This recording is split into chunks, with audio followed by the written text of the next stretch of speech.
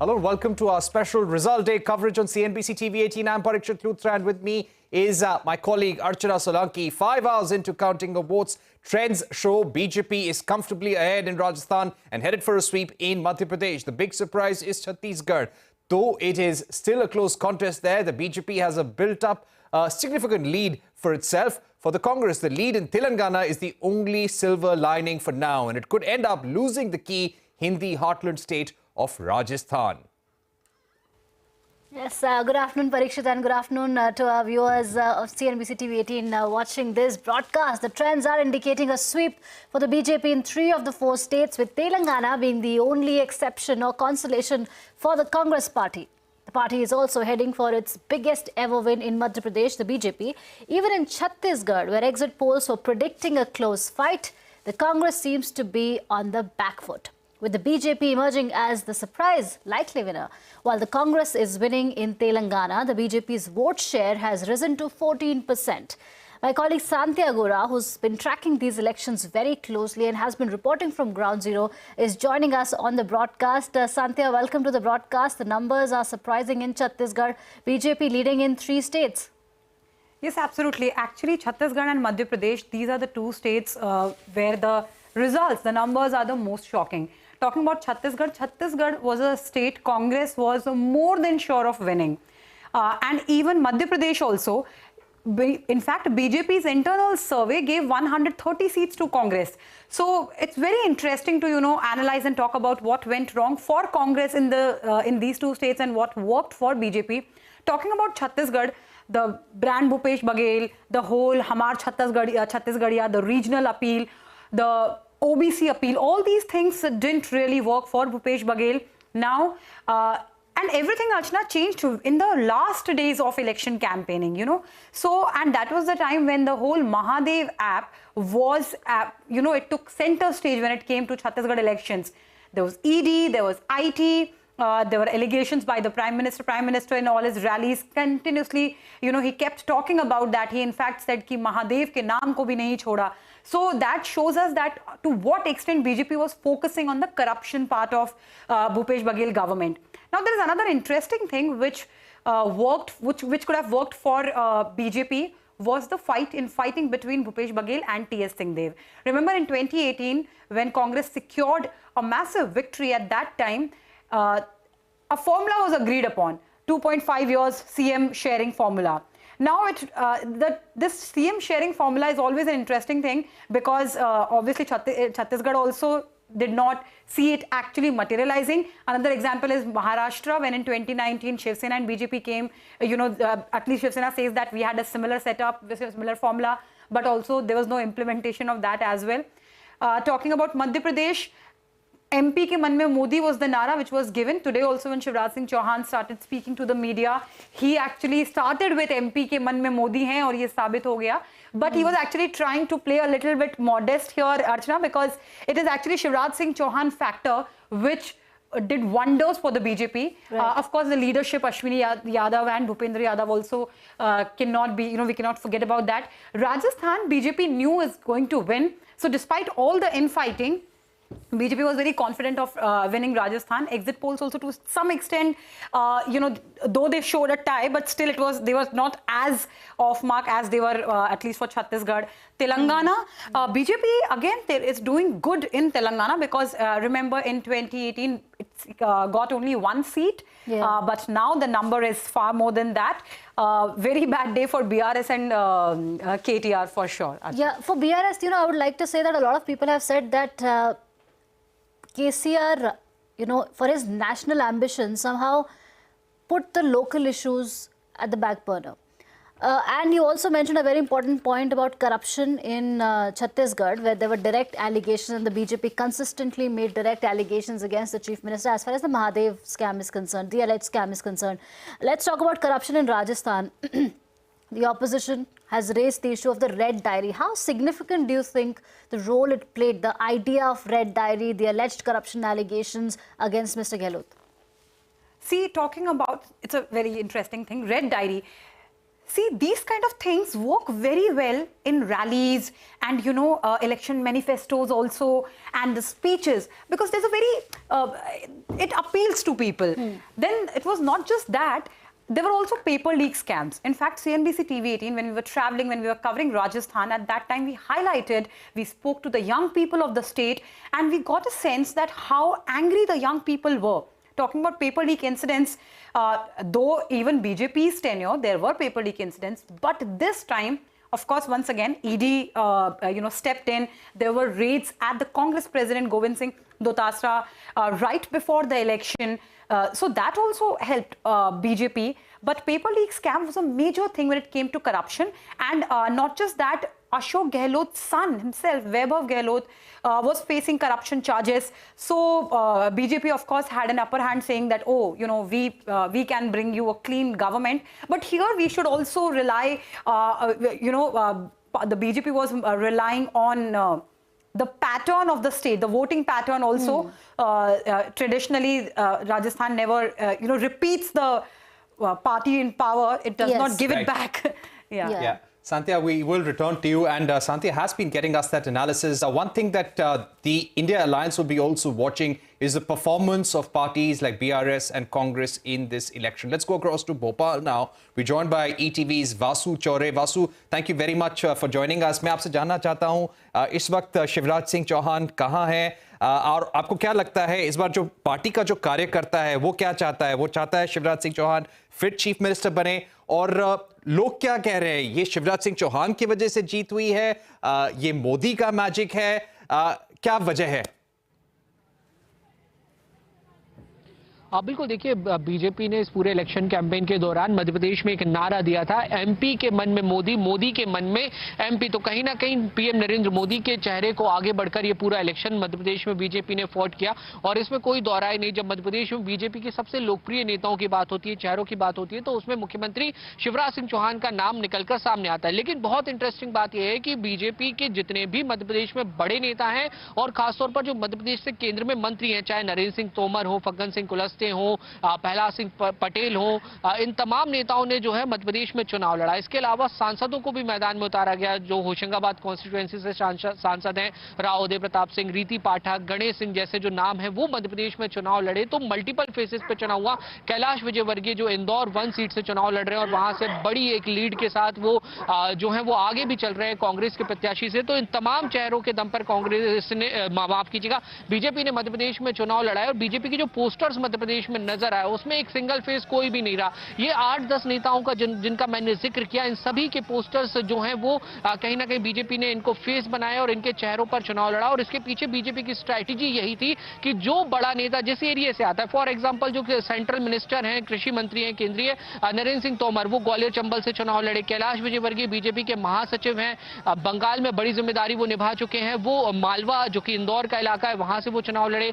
महाकौशल जो कमलनाथ का गढ़ है, वहां से केंद्रीय मंत्री प्रहलाद सिंह पटेल को वहां पे मैदान में उतारा गया। और ये तमाम जो नेता हैं, ये अपनी अपनी सीट पे इस समय पे लीड कर रहे हैं। तो बीजेपी की स्ट्रेटेजी ये कहीं ना कहीं कामयाब हुई है मध्य प्रदेश में, कि जो दिग्गज नेता थे अलग अलग क्षेत्रों के, उनको चुनाव मैदान में उतारना और उनके जरिए आसपास की सीटों पर प्रभाव डालने का काम करना, और वो उसमें बीजेपी कामयाब होती हुई दिखाई दे रही है। और यही वजह है कि जो अब तक के रुझान है, बीजेपी को एक बड़ी लीड, 160 सीटों से ज्यादा सीटों पर बीजेपी मध्य प्रदेश में आगे चलती हुई नजर आ रही है। कांग्रेस के लिए निश्चित तौर पर ये तमाम जो रुझान अब तक आए, जो आंकड़े अब तक आए, बहुत शॉकिंग है। क्योंकि कमलनाथ का ये दावा था, दिग्विजय सिंह का ये दावा था कि हमने नारी सम्मान योजना जो दी है, हमने जो गारंटियां दी हैं, जिसमें महिलाओं के खाते में 1500 रुपए, गैस सिलेंडर का दाम 500 रुपए करना, और जो यहाँ के गवर्नमेंट एम्प्लॉयज है उनका एक बड़ा मुद्दा था कि ओल्ड पेंशन स्कीम को हम लोग लागू करने का काम करेंगे। तो ये मुद्दों पर कांग्रेस जो है वो चुनाव लड़ रही थी। लेकिन कहीं ना कहीं ये अब तक के रुझानों से स्पष्ट हो चुका है कि कांग्रेस अपनी इन तमाम बातों को जनता के बीच पहुंचाने में कामयाब नहीं हुई। और एक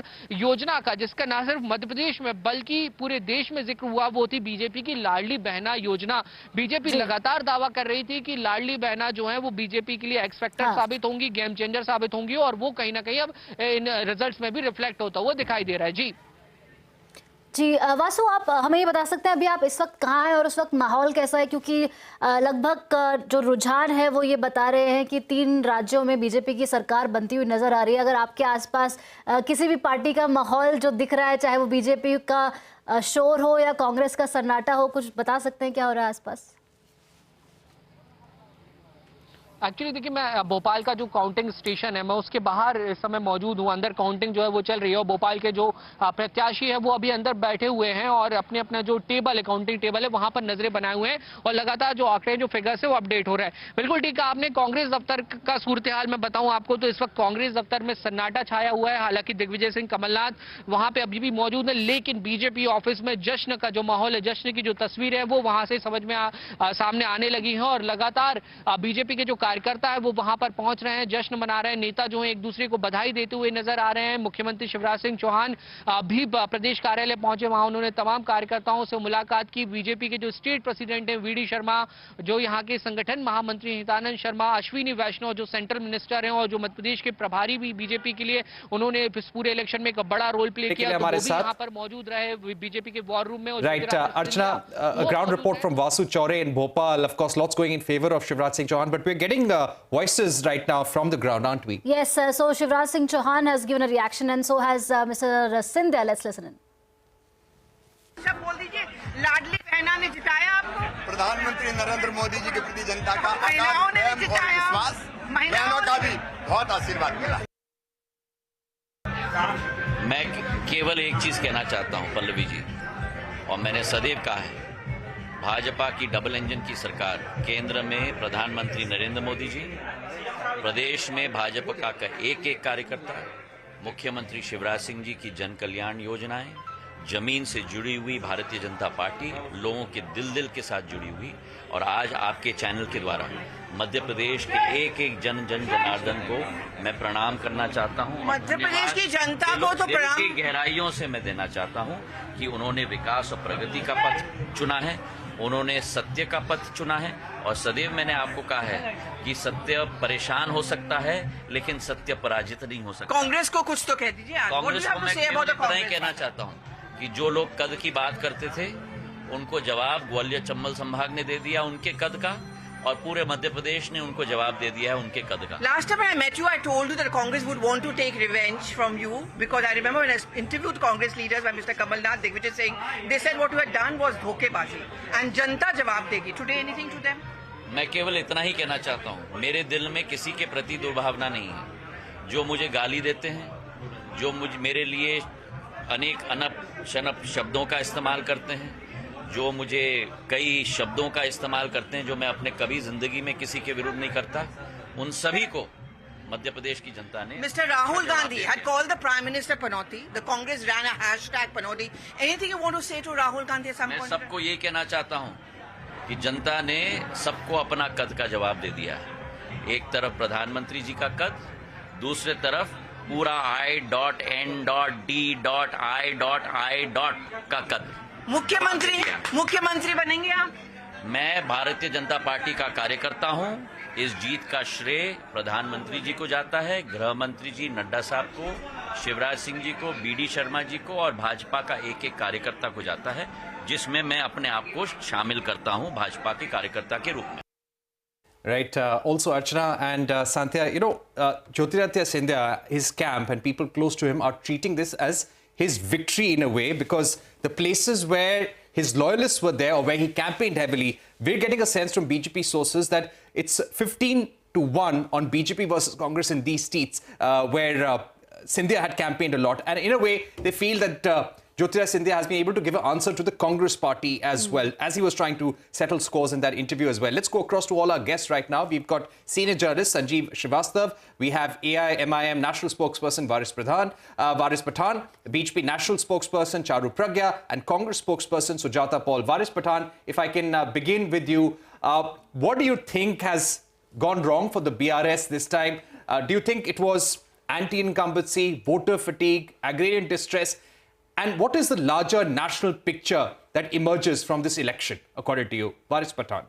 Well, I think it's too early to say anything. We should wait till around 4 p.m. Let's wait. But जो भी जीता है उसको बहुत मुबारकबादी, and those who have lost. So I would like just to tell them that जिंदगी की यही रीत है, हार के बाद ही जीत है. It's the people's mandate, and you must all accept it wholeheartedly. We live in a democratic country. One loses, one wins. That is what goes on. But see, we contested elections only in 3 states out of the 5.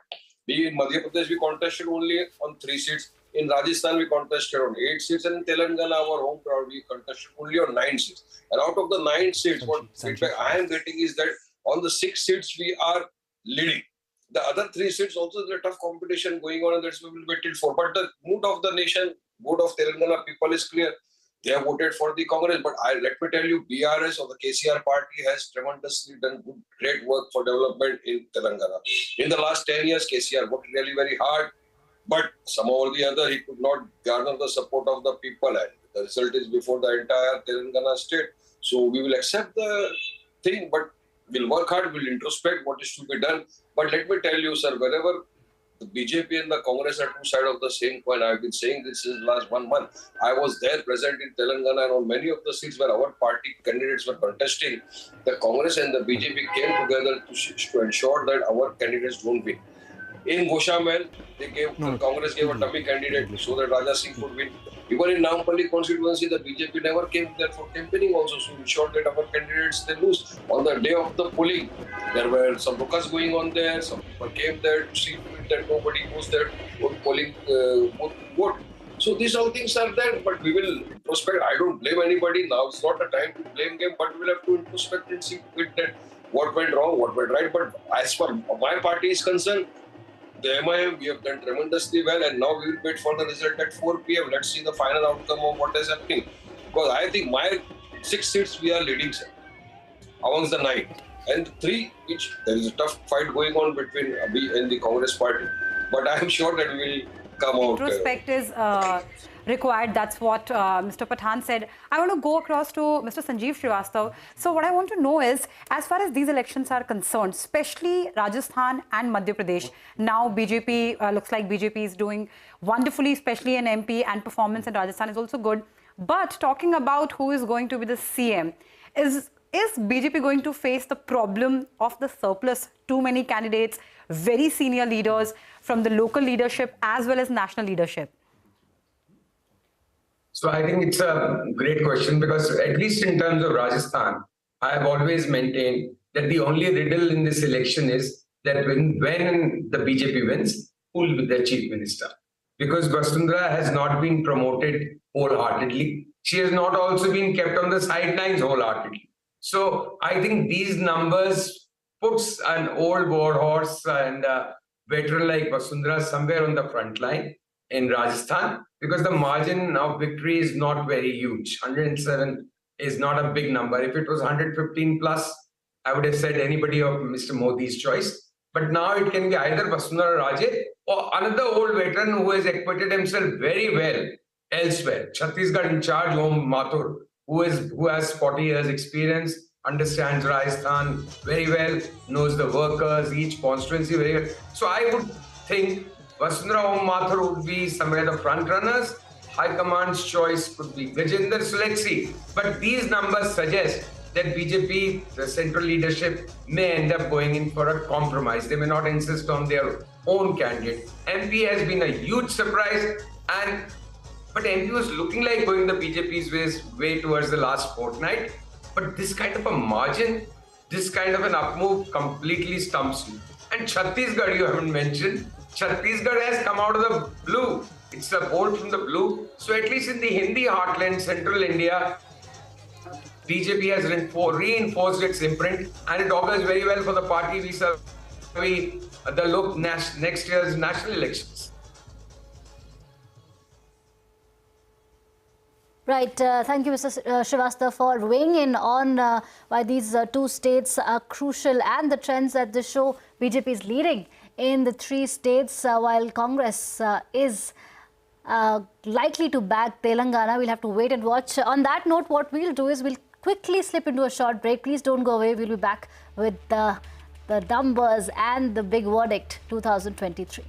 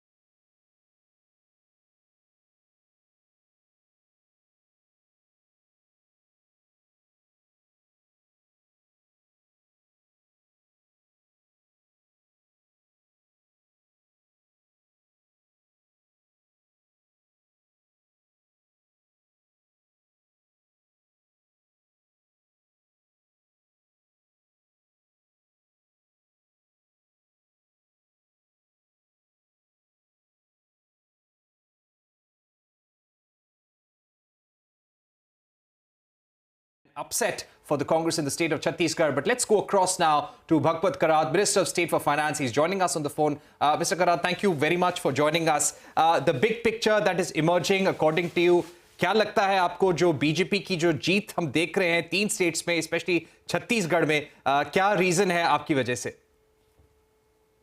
अभी जो मैं चुनाव के trends देख रहा हूं तो 3 state में बीजेपी अच्छी तरह से लीड कर रही है और तेलंगाना में बीजेपी का तीसरे नंबर पे है, लेकिन 3 स्टेट जिसमें हमारी सरकार नहीं थी उसमें अच्छे उलझान आ रहे हैं। तो इसी का एक ही है, प्रधानमंत्री जी के नेतृत्व में केंद्र सरकार के माध्यम से अलग अलग जो स्कीम्स जनता के लिए दिया है तो उसी के माध्यम से हमने काम किया है और जनता का एक विश्वास, कॉन्फिडेंस जनता को प्रधानमंत्री जी के बारे में है, इसलिए अच्छे उलझान आ रहे हैं और मुझे पूरा भरोसा है 3 ही जगह मेजोरिटी आके भारतीय जनता पार्टी की सरकार बनेगी। और इसी का अगर कोई एक ही व्यक्ति को, सब तो काम कर रहे हैं लेकिन प्रधानमंत्री जी ने पिछले 10 साल में जो काम किया है उसी का नतीजा है। भगवत करात जी, हमने ये देखा था कि काफी स्कीम्स अनाउंस हुई ट्राइबल्स के लिए in the run up to this election. गरीब कल्याण अन्न योजना को भी एक्सटेंड किया गया, काफी अनाउंसमेंट्स हुई विमेन वोटर्स के लिए भी। आपको लगता है ये जो ग्रुप्स हैं बहुत इंपॉर्टेंट है इलेक्शंस के लिए? Are we going to see more such welfare schemes in the run up to the general election?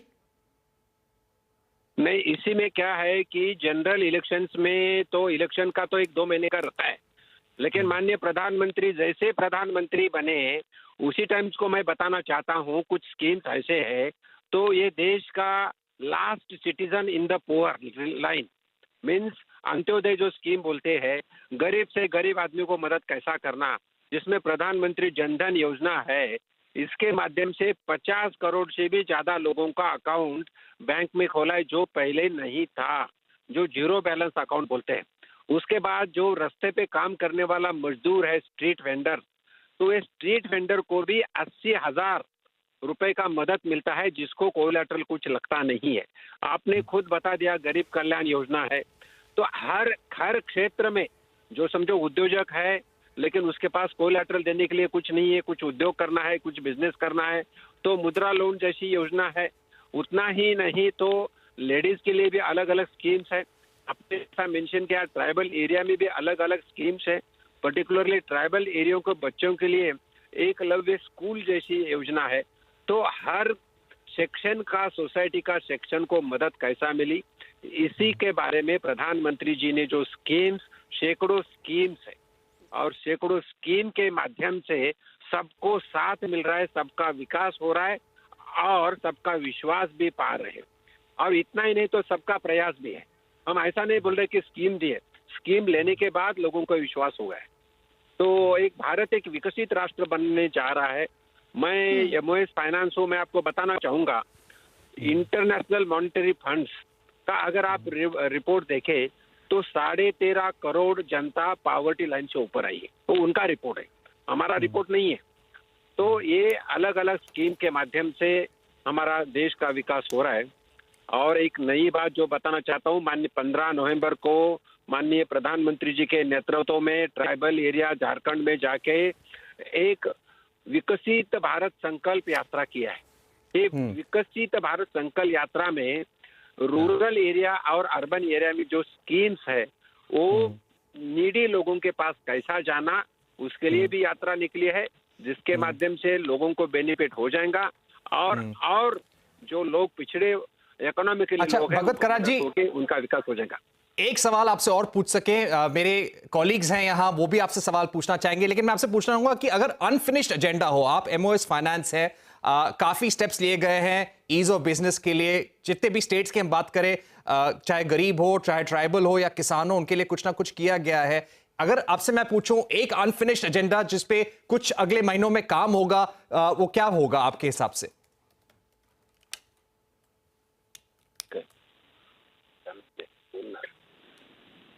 आवाज नहीं आ रही, आवाज।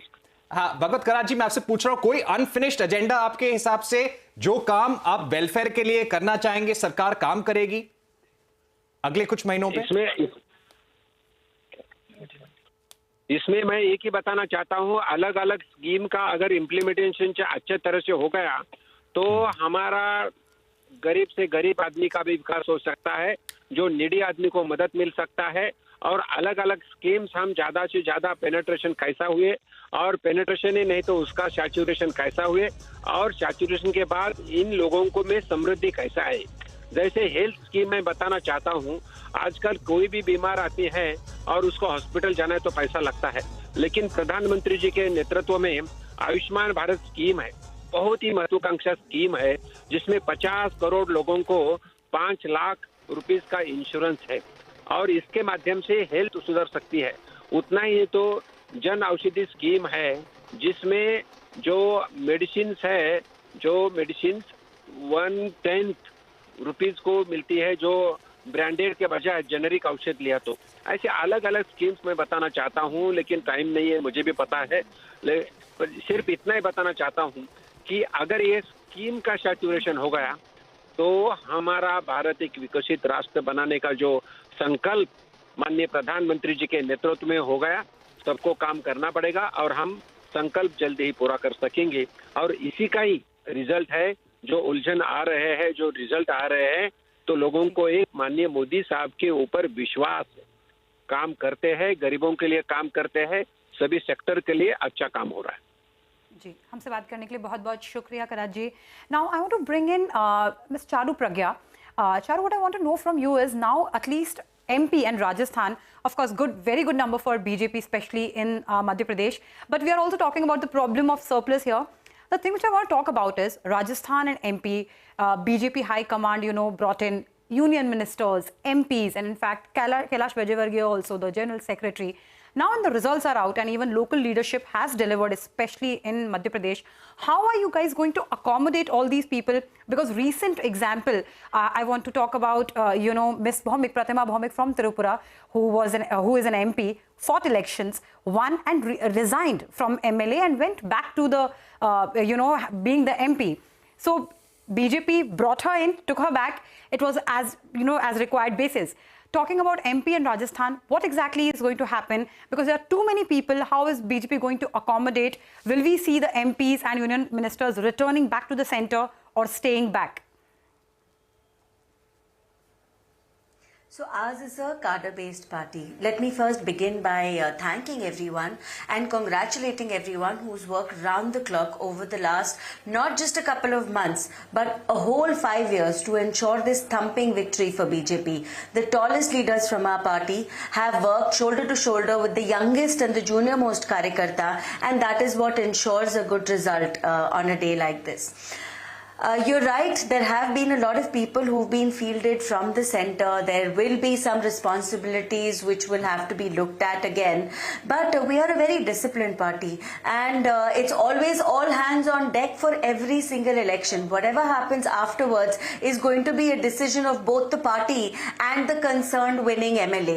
And when we know more about that, I would be very, very glad to discuss it with you. See, we have to remember that accommodating everyone in the conventional sense is not always necessary. In the centre, we have 303 MPs today. It does not mean that everybody has to be accommodated in a sense that the media or maybe somebody who's analysing this will talk about. We have delivered on many fronts. The first of them being that every time we make a promise to the people of this country, we deliver on that promise. We go back for the polls with a report card in hand. And as for the states where we did not have our government till now, we have been very carefully mapping out all the instances of misgovernance and bringing it to the people's attention. That's one very big reason, because in the state of Rajasthan, we saw that Congress overpromised at the time of polls 5 years ago and underdelivered. In fact, when they were talking about farmers, they were supposed to be letting go of all the loans on the farmers' heads, but that has not happened. We saw that Law and order is a huge issue now for any election to be contested, and this revolving door, I think that's just giving too little credit to the Bharatiya Janata Party right now, because it was believed that even in the state of Uttar Pradesh, no government repeats itself. Uttarakhand, no government repeats itself. But BJP has done that. We have proved that. So this time around, I don't think it is just going to be about, it is obvious because it is a revolving door. I don't think so. It is going to be this party, this government, all the support for Prime Minister Modi ji, all the support for the policies of Bharatiya Janata Party, all the support for every single Karyakarta who's worked on ground to bring this grand vision our Prime Minister has for the country to fruition. Right. Thank you, Ms. Pragya, for offering a perspective on why the BJP is leading in these three states. And let's also ask this question to Congress's Sujata Paul, who's with us on the broadcast. Ms. Paul, 3 states, out of which 2 you were already ruling. Of course, there'll be a lot of post-mortem. There will be introspection. What do you want to attribute this performance to? As far as Rajasthan and Chhattisgarh are concerned, definitely there are 2 different reasons over there. We were in power in both. And Chhattisgarh, we will be, waiting for the results to be announced finally. And we will be, not only introspecting on why our issues couldn't reach the people, why we weren't able to connect with people on the ground, because the government had delivered and people were happy about, most of the things that we were doing. And the proof lies in the pudding, and and not just eating of the pudding, but the presentation of the pudding, if I might say so. Because if you look at Chhattisgarh, the promises that we had made were being delivered, and the paddy price is something that the central government had tried to stop us from purchasing paddy from farmers at that point of time, saying that FCI wouldn't buy it at any cost if we bought the paddy at a price higher than the MSP. But then by the time elections came in, they also began to promise higher prices for procurement of paddy. In Rajasthan, if you look at it, the schemes that we had brought for the people of Rajasthan was something that was being delivered, and people were happy about that also. Yet, if we don't make it, there has to be some other reason also, and we must look into those. We will be looking into those. These are elections. Last time we won them, and the BJP was not able to bring down the governments of Chhattisgarh and Rajasthan. So we should be happy about that. But ultimately, it will be the people's will which will reign supreme. And we will have to introspect, and especially considering the fact that Lok Sabha elections are around the corner now. We will be working towards that after having studied where we went wrong, what was it that that didn't affect people.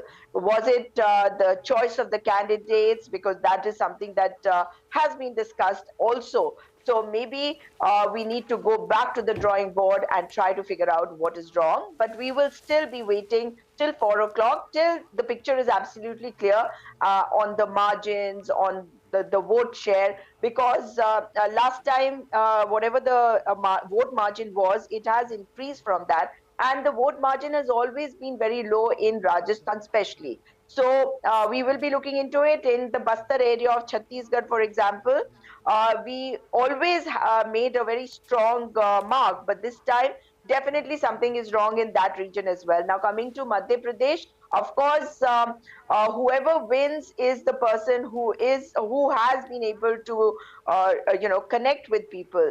So if the schemes of the government have reached the people, and the fact that even though we raised the issues of the Anganwadis, the paper leak, that really didn't seem to make a mark. And we will again look into what went wrong. But definitely, we will also be watching what happens to the MPs who were brought in to contest the MLA elections. Are they going to be contesting the MP elections again? And if that happens, then, we'll take it from there and work upon that. All right, Sujata, Paul, and also Charu Pragya, we would request you to stay on with us for a little more time, at least till 2 p.m. Your presence is important for our viewers. We have been getting a lot of reactions. Thank you for waiting patiently with us. We apologize for any delays from our side. I'll request you to stay on for just a little more time. We're taking a short break. We'll be right back in a minute.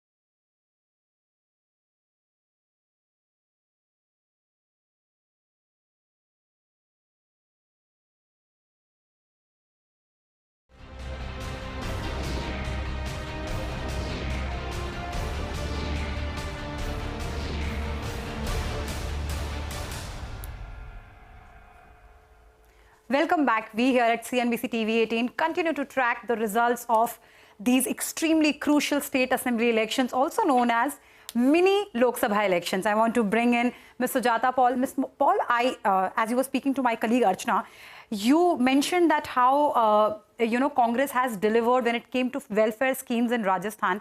One thing which I want to talk about is farmers. In 2018, when Congress party, when you guys were campaigning, whether it was Mr. Gandhi, Mr. Pilot, everybody, as in your party manifesto also, there was a promise that there will be 100% farm loan waiver, which clearly did not happen. I was traveling in the state. I spoke to a lot of farmers in different regions. And as it is reported, as we all know, those loans which were secured from the cooperative banks, only those were waived off, not the ones which were secured from National Privatized Bank. And a majority portion of loans of the farmers were actually secured from those banks only. Now, Congress did say that, the BJP government did not support us. But on field, the farmers, they don't really care about all those things. What they care about is how is it going to affect them. And for them, because they were under the impression that the Congress promised us, the government promised us, they're going to, the party is going to provide a full loan waiver. That didn't happen. And the interest, it kept piling on. So on that front, do you think that was a major reason you guys almost, doing in Rajasthan the way you are doing, because people are associating the same performance with other welfare schemes also? I wouldn't agree with you completely on that, but yes, definitely that would have dented our prospects as well, because the public doesn't care about what is happening at the higher levels between the central government and the state government. That's for sure. And as far as loan waivers are concerned, there were loan waivers like you mentioned yourself. But yes, as far as all the loans are concerned, that we were working towards, and that would have taken place if we had come into power, and because that was a priority for us. And that is the reason why we had decided, and we made it a part of our manifesto as well, that we would be procuring crops at the MSP, and of course loan waivers was an important point which we had put into our manifesto this time. But I think that more than that, the choice of the candidates is what we will have to look into, because all of you had also mentioned earlier that there were certain MLAs that people were not happy with. So no matter how much people want to vote for a particular party, if the candidate in front of you is not somebody that they would vote for, then of course we need to consider that also. And more importantly, I think polarization has also affected how people thought, because like I said earlier also, the vote margins have always been much lower in Rajasthan. In fact, this time it has become higher compared to the previous time, but I don't think it's going to really go up more than 3 to 4% maybe. So that does make one important thing come to the fore, and that is that more than any regional party or an independent candidate making a mark, though we have a lot of rebel candidates also in Rajasthan, I feel that elections are becoming more and more bipolar, and this you will see not just in Rajasthan, elsewhere also. So even though the farmer issue is important, they were made a promise, but I think this polarization also played an important part over there. Right. That is interesting because you say that, but what we have been hearing from a lot of people, it is the local issues which play a very important role in the election. People think about their bread and butter issues, their day-to-day issues, how their lives are going to change. So that is one view which is also coming in. Let's go across to Charu Pragya at this point. Charu Pragya, I'd like to ask you about the kind of push that the BJP had given. Yes, there was strong leadership by Amit Shah, by Prime Minister Modi, by JP Nadda. A lot of high-profile ministers were going to different states, but you had also fielded some of your biggest faces. Many of the MPs, many of the ministers like Prahlad Singh Patel, Narendra Singh Tomar, they had been sent to fight the election. You had Phaggan Singh Kulaste also in Madhya Pradesh. Similarly, in Rajasthan, you've got strong faces campaigning, strong faces in the election fray. How are you going to manage these interests when you decide on the leadership for these states? So we always field our best people and our best faces for every single election. Let's go back to the time of West Bengal elections. Even at that time, the discussion was similar. There were tall leaders who were sent from the center to contest in these elections. I believe the same thing has happened again. Now, we as a party, we do not believe in taking the responsibility of elections lightly at all. No matter how big the election, no matter how small the election, and we have done it one more time. This has not been anything that is out of the ordinary for BJP. See, we also have to see how a leader who's a tall leader, who's an influential leader, is able to influence not merely his own constituency, but a lot of constituencies around it. And that's proved to be true, whether you look at Madhya Pradesh or you look at Rajasthan. So every time a tall leader from the center is going to be campaigning, talking about local issues, raising ideas into the minds of the people, whether whether it is, the future of the state, or whether it is about the misgovernance if we don't have a government in that particular state, it makes a lot of impact. And this good communication, this two-way communication is extremely important for winning elections.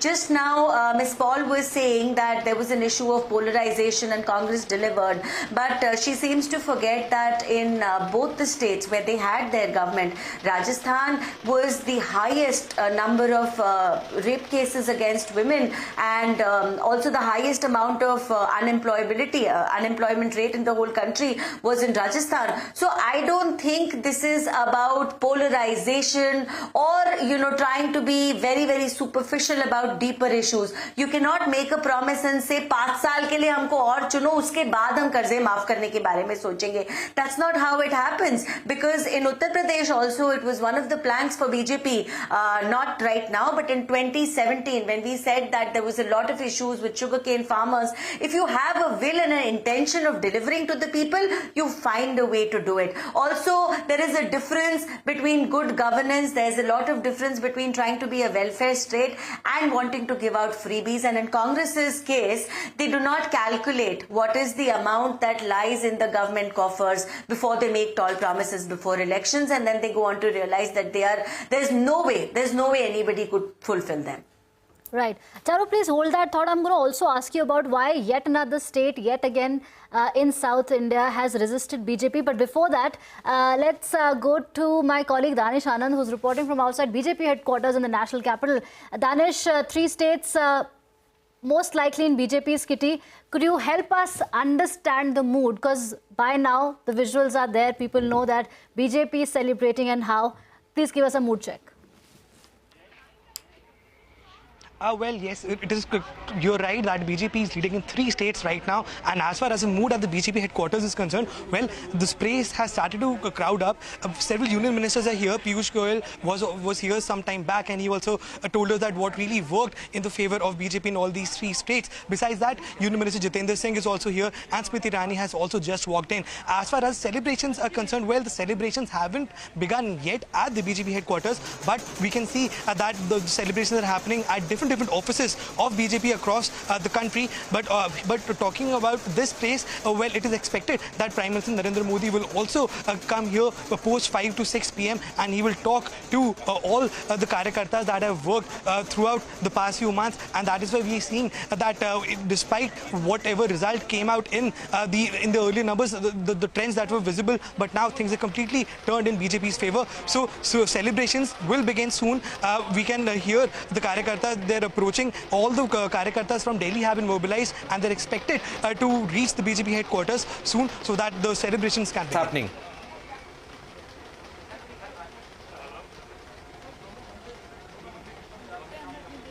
Danish, would be great if you can just pan your camera, show us what's happening at the BJP headquarters. Is there a lot of excitement? A lot of people who've come in? Right. Yeah, there is excitement. The excitement and the crowd has started to build up. You can see that people are here at the main porch, and more people are expected to reach here soon. Everyone is waiting for Prime Minister to walk in, and that's when the real celebrations will begin. But as of now, what we know is the fact that more and more people will arrive at the BJP headquarters. We can see that more and more people, more and more Karyakartas will walk in. Then we will see the real celebrations beginning at the BJP headquarters.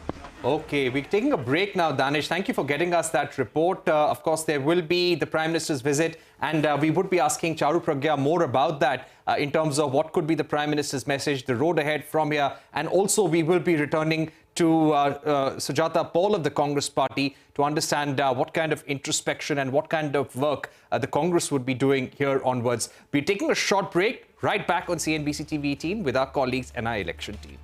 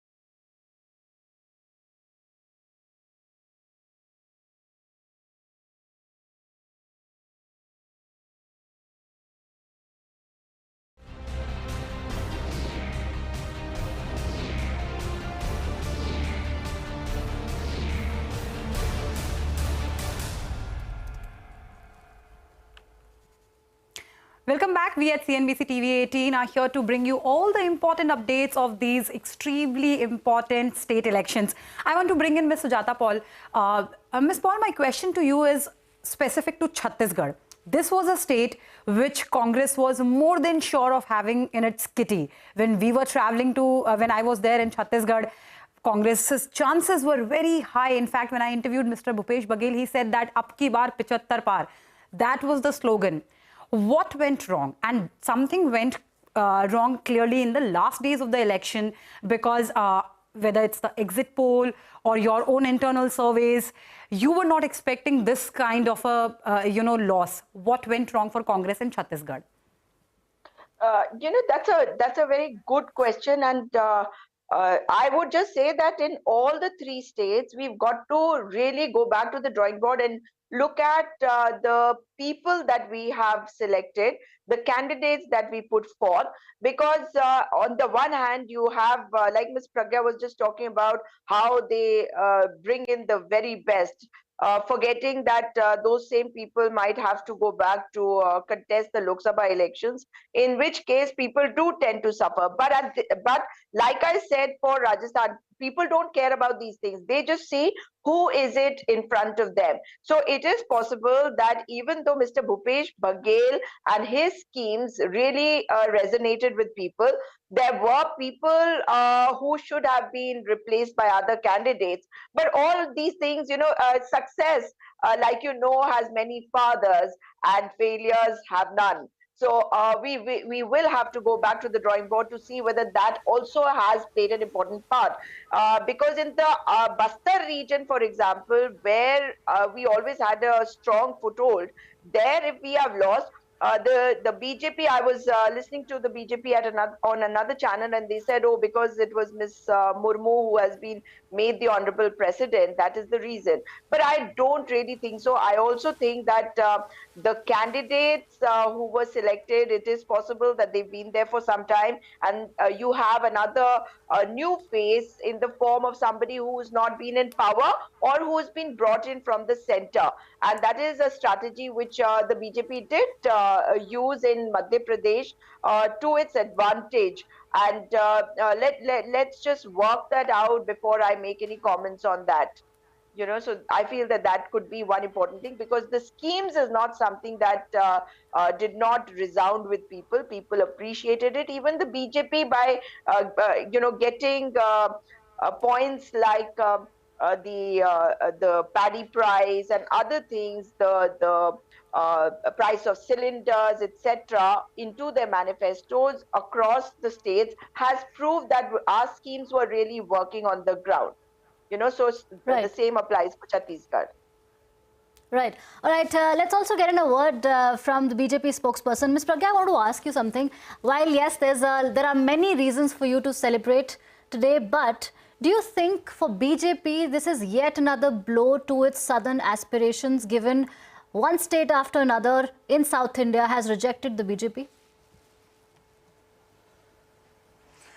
So very humbly I want to say, and I'm very proud of the fact that ours is a party which listens to the people. What they will is paramount in this country, and we are never arrogant in victory, and we never take our losses lightly. Whatever was the reason for our loss in Telangana, let's remember that we have a 14% vote share there, and that was not the case 5 years ago. We've made great inroads into the hearts of the people. The number of seats we have are also going to increase, and 14% in a state where I guess there are issues of connecting, but whatever is the reason, we're going to make sure that we work harder, we connect better to the people, we understand what is it that they're looking for, where we are lacking, and we will fix that. And while I'm speaking like this, it forces me to compare my statement to that of the Congress. Even after a loss, they talk as if everything is hunky-dory in their camp, and I should be congratulating them and not the other way around. As for Telangana, like I said, I'm sure there is going to be a meeting very soon. We always have a meeting, especially after a loss. After a victory, of course, it's a lot of fun to celebrate. But after a loss, we very seriously analyze what is it that we could have done better, how is it that we can improve ourselves, and that's the way we do our politics. Right. Archana, the BJP barely made a mark after the last election in Telangana. But now, if they manage to make some inroads, that will add to their Lok Sabha tally. Yes. That does give them some amount of edge in the Lok Sabha polls. So that may be a bit of a benefit going forward. But we've completely run out of time. Charu, Pragya, Sujata, Paul, thank you very much for joining us. We'll have to leave it there for the moment. We're leaving you with these election results. We'll be back at 6 p.m. this evening. Don't go anywhere.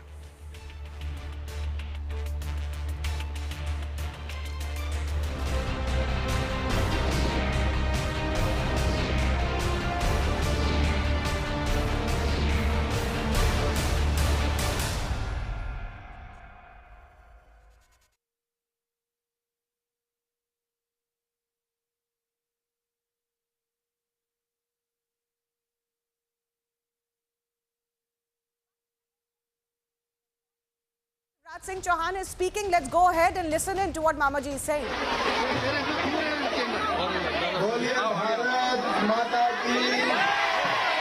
Bharat माता की मेरी लाडली बहनों की, प्यारे भाइयों की, भांजे और भांजियों की, मैं अपनी बहनों को, प्रदेश की सभी बहनों को दोनों हाथ जोड़ के और सिर झुका के प्रणाम करता हूँ। आप सबको नमस्कार। मेरी लाडली बहनों, अपने प्रधानमंत्री नरेंद्र मोदी जी, भारत के प्रधानमंत्री, अपने प्रिय प्रधानमंत्री नरेंद्र मोदी जी भारत की करोड़ों करोड़ जनता के हृदय के हार हैं, मुकुटमणि है, प्राण है, और वो एमपी के मन में भी बसते हैं और देश की जनता के मन में भी बसते हैं। उनके प्रति अटूट श्रद्धा और विश्वास हम सबका है। मैं अपने प्रधानमंत्री नरेंद्र मोदी जी को भी प्रणाम करता हूँ। उन्हीं के प्रति विश्वास, ये जीत है जो आज भारतीय जनता पार्टी को प्राप्त हो रही है।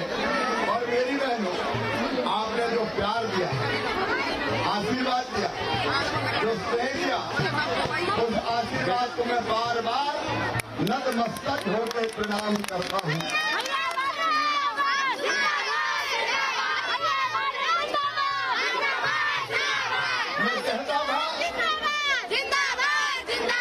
मैं कहता था कि भारतीय जनता पार्टी को अद्भुत जीत हासिल होगी। लोग कहते थे क्यों? मैं इनका, मेरी लाडली बहनाएं साथ है। लोग कहते थे मीडिया के मित्र की कांटे की टक्कर है। अरे इनका कहीं कांटे की टक्कर नहीं है। लाडली बहनों ने सारे कांटे निकाल दिए। हम कहाँ जाते थे, बहनें आके गले मिलती थी, सर पे हाथ फेरती थी, मुझे स्नेह करती थी और एक ही बात कहती थी, भैया अपन जीतेंगे। वो ये नहीं कहती थी कि भैया तुम जीतोगे, वो कहती थी भैया अपन जीतेंगे। भाई और बहन एक हो गए, ये पूरा मध्य प्रदेश अपना परिवार हो गया। और तो मैं बहनों को, बेटियों को, भाइयों को, भांजे भाइयों को, सबको प्रणाम करता हूँ। और बहनों, ध्यान रखना, अभी मिल रहे 1250, अब 10 तारीख आ रही है। जो आपके भाई ने वचन दिया, 1250 से 1500, 1750, 2000, 2250, 2500, 2750, और फिर कितना करेंगे? एक बात पूरी होगी। और एक बात ध्यान रखना, जिनको नहीं मिल रहे उनके नाम भी जोड़ूंगा। बेटियां के 21 साल से ज्यादा उनके भी जुड़ेंगे। और ये भी ध्यान रखना, जब लाडली बहना लखपति बहना बनेगी, लखपति। आज बहुत विस्तार में नहीं जा रहा। प्रधानमंत्री जी की जो गारंटी है मध्य प्रदेश को, एक एक पूरी करेंगे। और भाई तो तुम्हारे लिए जिएगा मेरी बहनों, तुम्हारी जिंदगी बदलना मेरी जिंदगी का लक्ष्य है। हम कोई कसर नहीं छोड़ेंगे। आज मैं अपनी सब बहनों के